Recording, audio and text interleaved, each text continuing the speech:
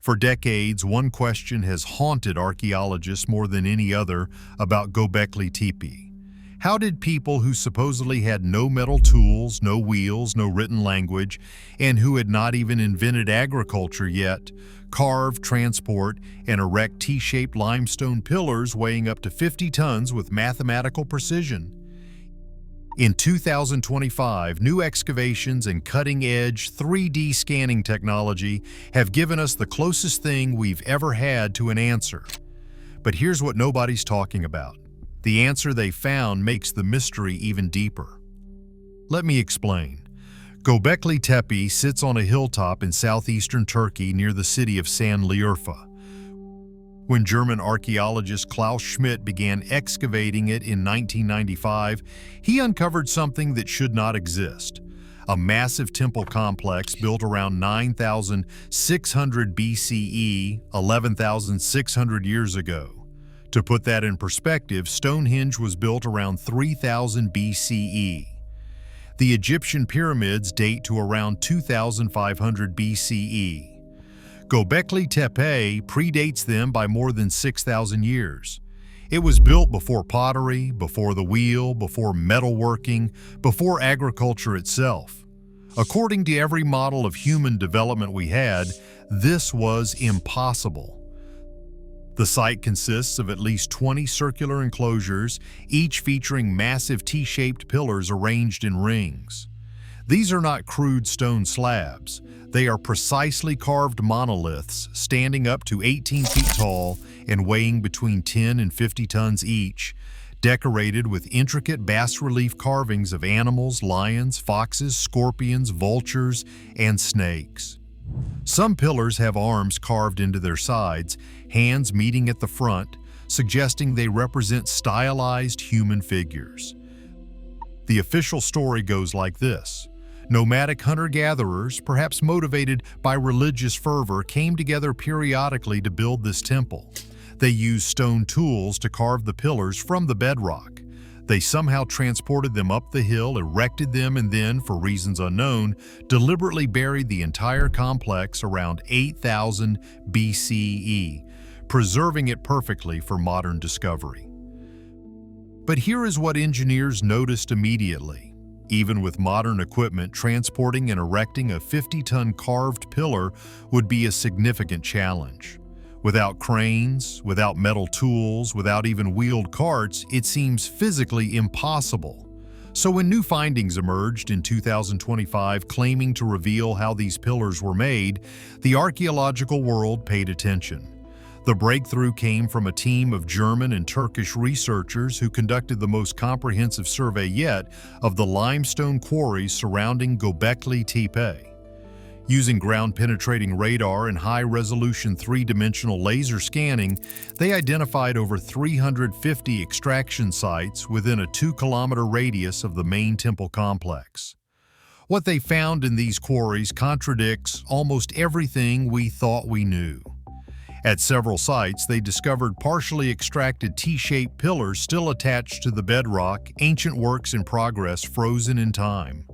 One pillar, designated QP47, remains about 70% freed from the surrounding limestone. It lies on its side and weighs an estimated 65 tons. That would make it the heaviest pillar yet discovered at Göbekli Tepe.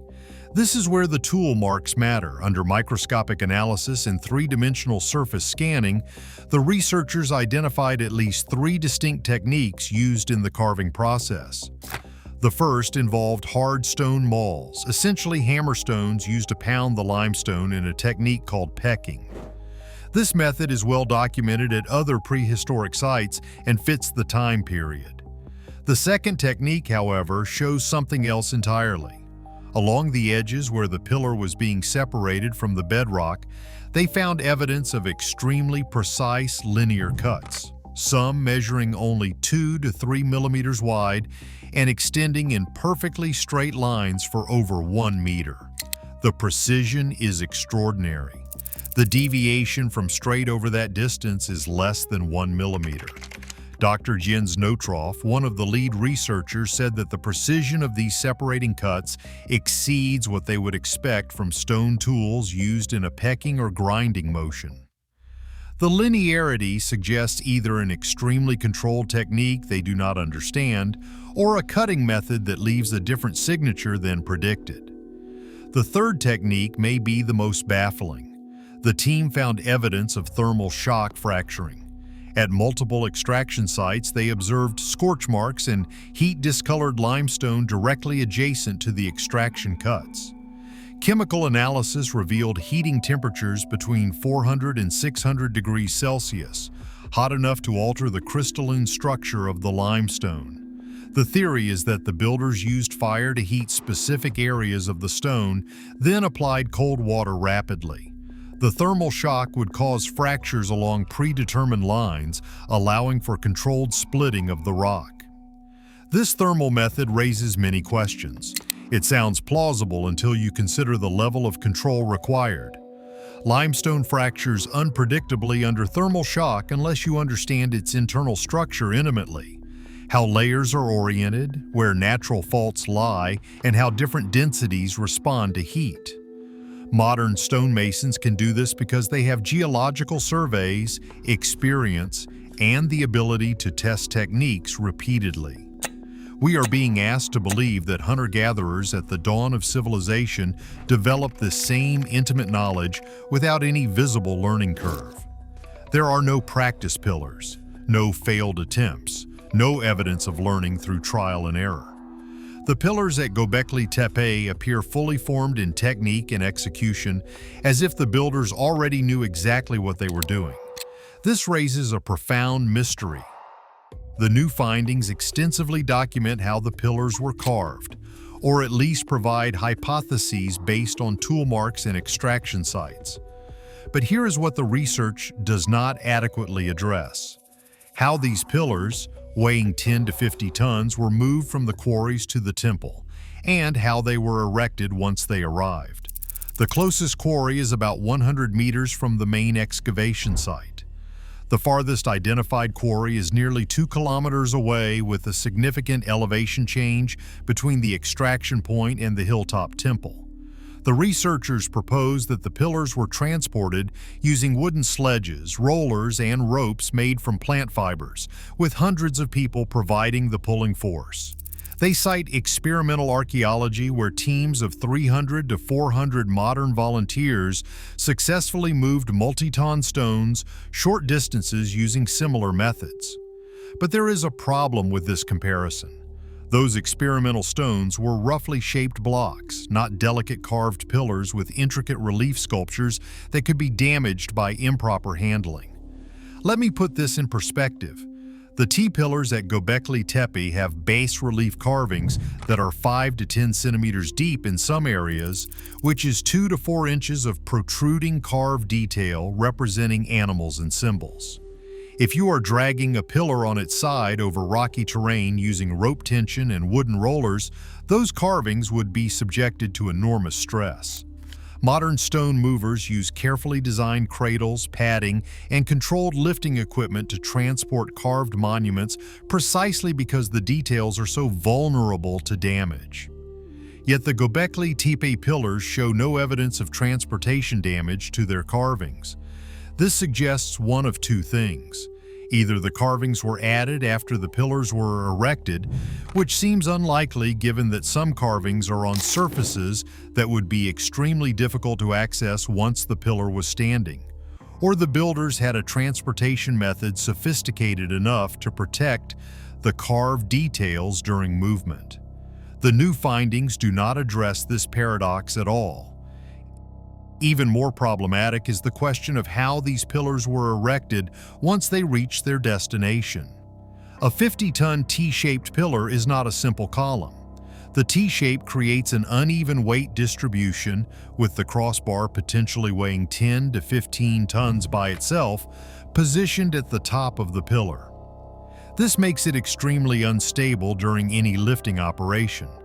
The researchers suggest that the pillars were slid into pre-dug pits and then tilted upright using ropes, earthen ramps, and lever systems.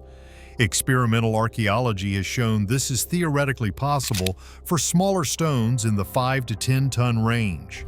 But here is what the physics tells us. To tilt a 50-ton T-shaped pillar from horizontal to vertical using only ropes and leverage, you would need anchor points capable of withstanding massive lateral forces.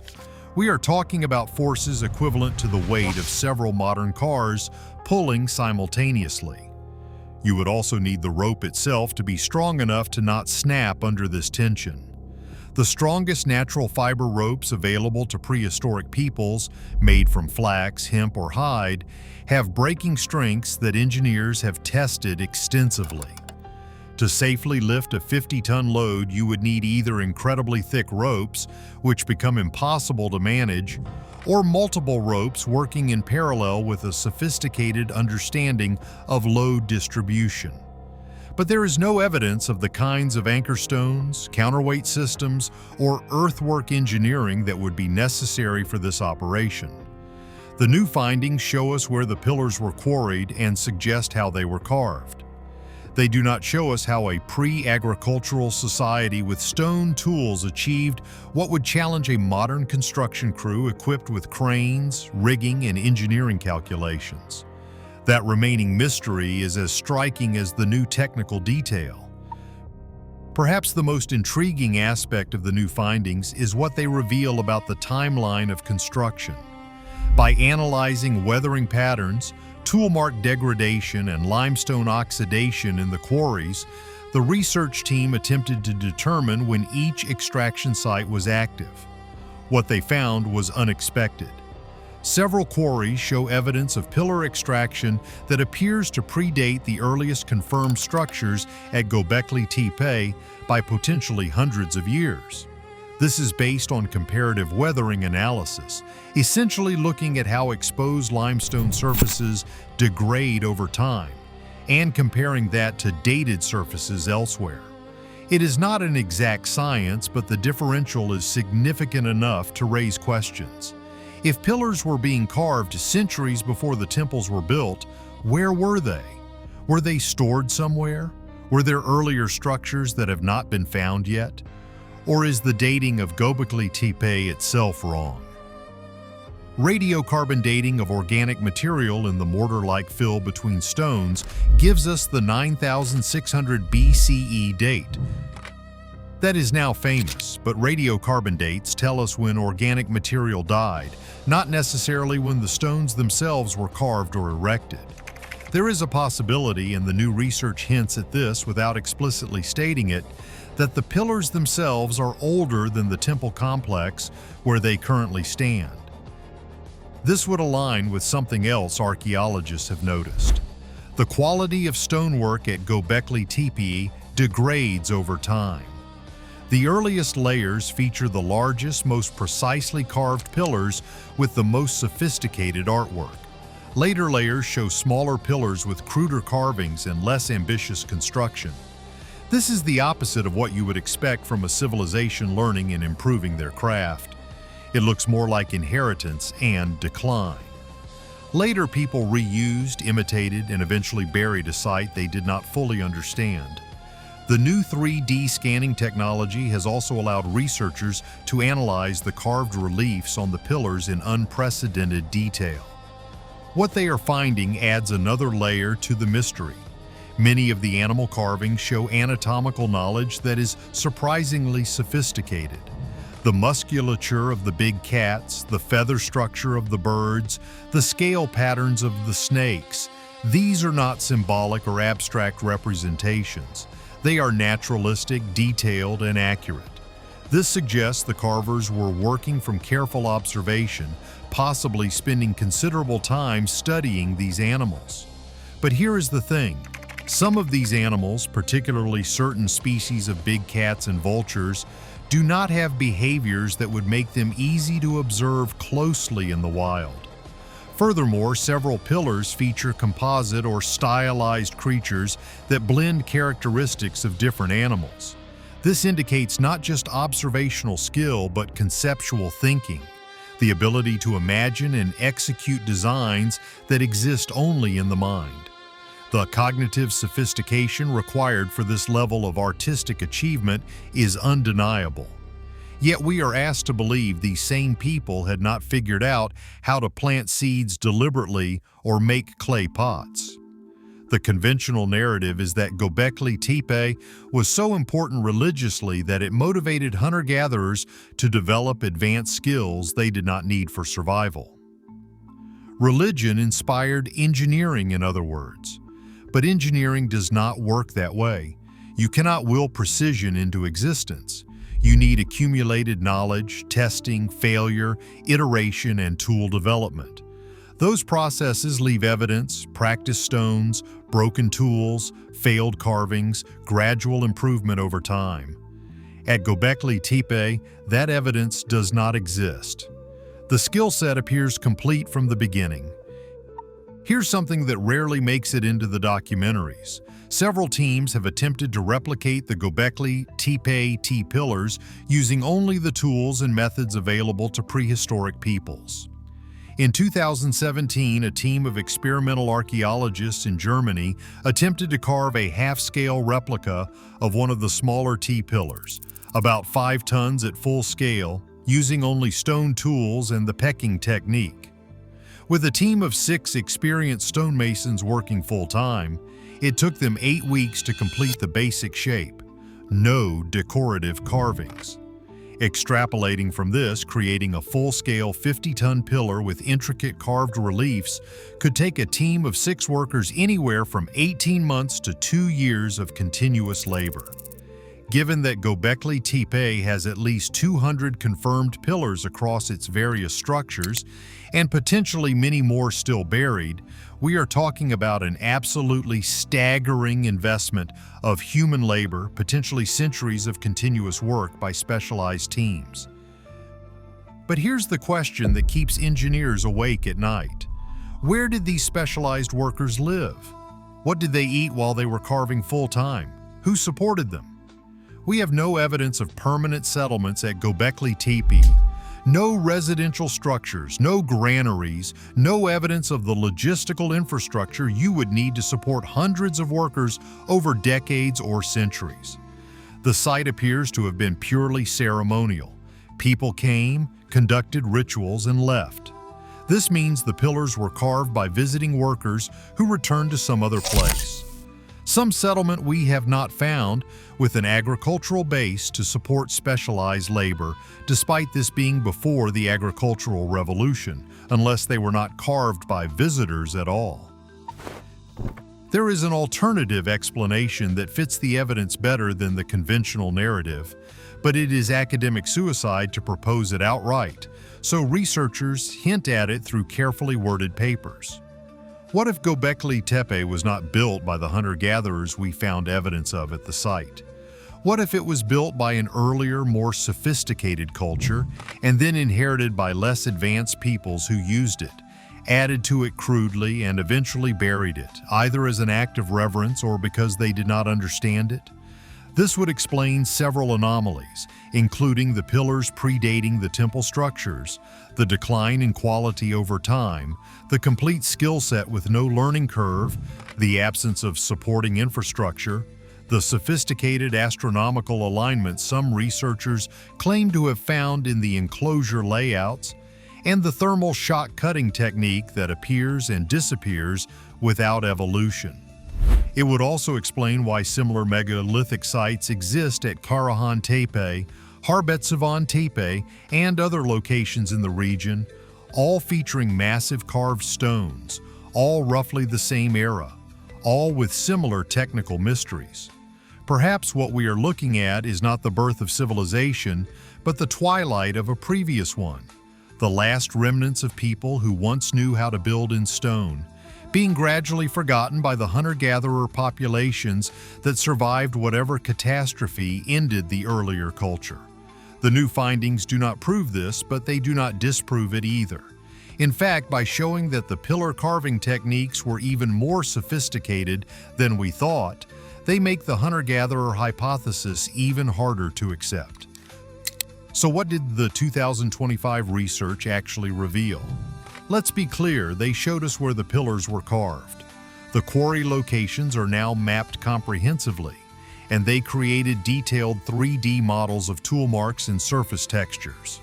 They documented multiple extraction techniques, pecking, precise linear cutting, and thermal shock fracturing. They provided evidence that pillar production may have begun earlier than the temple construction. What they did not explain is how hunter-gatherers developed such sophisticated stoneworking techniques without a visible learning period, how the pillars were transported without damaging the intricate carvings, how 50-ton T-shaped pillars were erected without evidence of the engineering infrastructure required, where a specialized workforce lived and what supported them, and why the skill set appears fully formed and then degrades over time. In other words, they documented the mystery in greater detail. They did not solve it. Here is what bothers me most. Why are we so committed to the idea that Göbekli Tepe represents the beginning of civilization rather than considering that it might represent the end of something older? Every piece of evidence we demand from ancient sites, writing, tool evolution, practice structures, permanent settlements, is based on the assumption that we are looking at people developing new skills. But what if we are looking at people trying to maintain or imitate skills they are losing? Göbekli Tepe was deliberately buried around 8000 BCE.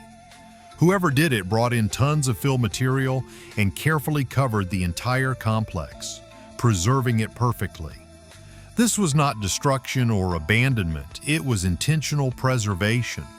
Why would you bury something you built unless you knew you could not protect it or properly maintain it?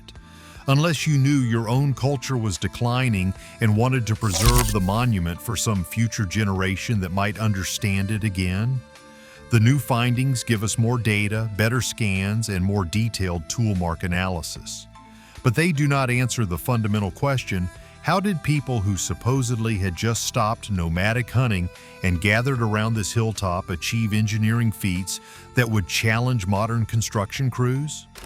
If we are wrong about Göbekli Tepe, if it represents not the beginning of complex society but the inheritance of one, then we are wrong about the entire timeline of human civilization. It would mean sophisticated cultures existed earlier than we thought. It would mean the agricultural revolution narrative is incomplete. It would mean there are entire chapters of human history we have not discovered yet, buried under thousands of years of sediment or lost to rising sea levels after the last ice age. The archaeological establishment resists this not because of evidence, but because of implications.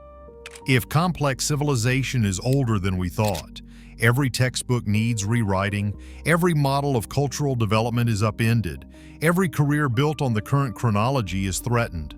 But the stones do not care about careers or textbooks. They are sitting there on that hilltop in Turkey, carved with precision we cannot explain, transported by methods we cannot identify, erected through engineering we cannot reproduce, decorated by artists whose skill level implies generations of tradition we cannot find. The 2025 findings show us the quarries. They show us the tool marks. They show us techniques we did not know ancient peoples possessed. But they do not show us how a group of hunter-gatherers at the supposed dawn of civilization achieved what we still struggle to understand today. So yes, new findings have revealed more about how the Göbekli Tepe pillars were made.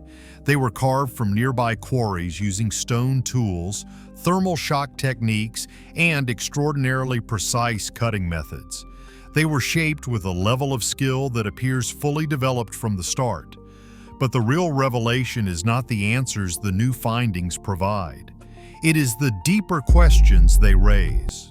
Something is deeply wrong with the history we have been told about Göbekli Tepe, and the more we discover, the clearer that becomes. What do you think? Are we looking at the birth of civilization or the remnants of something older that we have only just begun to understand? This is not speculation or fantasy. This is real stone, real carvings, real engineering standing in plain sight in southern Turkey waiting for us to figure out how it got there. And despite our best technology, our most detailed surveys, our newest findings, we still do not really know.